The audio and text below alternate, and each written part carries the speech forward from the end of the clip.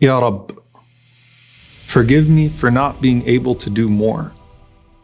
Forgive me for those nights that I stayed sleeping. Forgive me for those days that I was too lazy to volunteer. Forgive me for those times I held back what I knew I could do for your sake.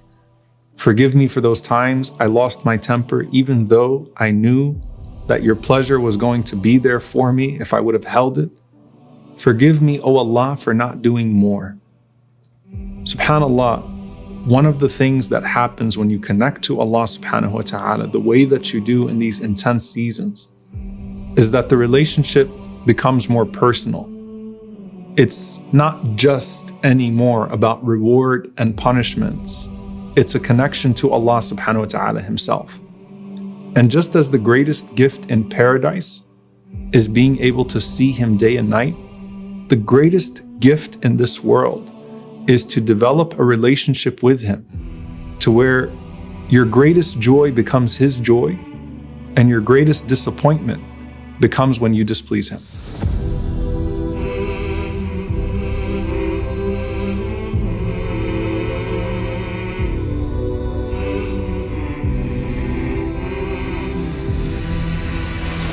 Abu Darda radiallahu ta'ala anhu, when he was passing away, he said, if there were three things not in this dunya, I wouldn't have been able to live in this world. Now, if you think about the things you enjoy most people will mention material things. Most people will mention, things that they used to have, things that they used to do for fun. But Abu Darda radiallahu anhu said, it was three things that made this life enjoyable. He said the joy of spending a hot summer noon in thirst because of fasting. And he said the joy of prostrating before Allah subhanahu wa ta'ala in the later part of the night. And he said the joy of sitting in the companionship of pious people whose conversation is full of reflection and wisdom like fruits from a fruit garden. This is what he said was his joy in this dunya. What do you think would be his joy in the hereafter? And I ask you, after you worship Allah subhanahu wa ta'ala intensely, have you ever felt a joy greater than that worship? And when you leave this world, don't you think you'll miss it? Because you have an opportunity to please Allah subhanahu wa ta'ala, and that door is closing and closing and closing. And you want to meet Allah subhanahu wa ta'ala having put forth the best of what you could put forth. And subhanAllah, this is true even of the best of people. Abdullah ibn Mas'ud radiallahu ta'ala anhu, he was asked by his students about the ayah, وَلَا تَحْسَبَنَّ الَّذِينَ قُتِلُوا فِي سَبِيلِ اللَّهِ أَمْوَاتًا بَلْ أَحْيَاءٌ عِنْدَ رَبِّهِمْ يُرْزَقُونَ. That think not of those who are killed in the way of Allah as dead. Rather, they are alive, finding their sustenance in the presence of their Lord. So they asked Abdullah ibn Mas'ud radiallahu ta'ala anhu, what is the meaning of this ayah? And he said that the Prophet ﷺ said the souls of the shuhada live in the bodies of green birds, and they have their nests in chandeliers hung from the throne of the Most Merciful. They eat from the fruits of paradise whenever they want to. They eat from the fruits of paradise from wherever they like, and then they nestle in these chandeliers. And once their Lord cast a glance at them and said, do you want anything? They said, Ya Rabb, what more shall we desire? We eat the fruit of paradise from wherever we like.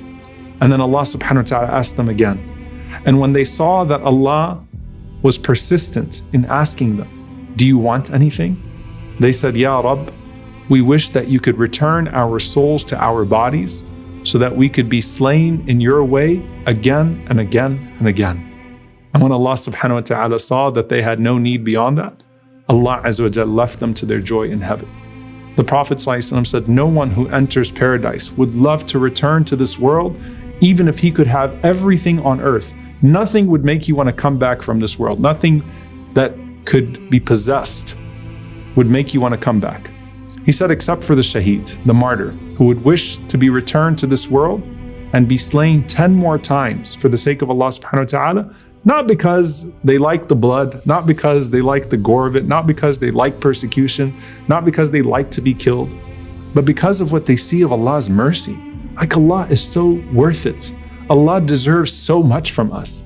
And it's just out of love for Allah subhanahu wa ta'ala that a person would be willing to sacrifice everything for him at any point.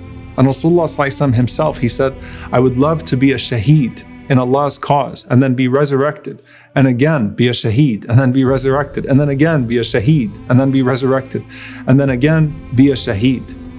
This is not about loving death. This is about loving sacrificing for Allah subhanahu wa ta'ala, because you see the sweetness of sacrifice and the generosity of Allah subhanahu wa ta'ala in paradise. And the regret of missing Jannah is the regret of the people of hellfire. The regret of the people of Jannah is that they could have done more for Allah subhanahu wa ta'ala. You see, you get to a point in your relationship with Allah that you enjoy doing for Him because you love Him so much. That doesn't mean you don't want His reward. That means the greatest reward is in knowing that you are pleasing Him. And your only regret is that you'll never be able to do for Him what He does for you. يا أيتها النفس المطمئنة ارجعي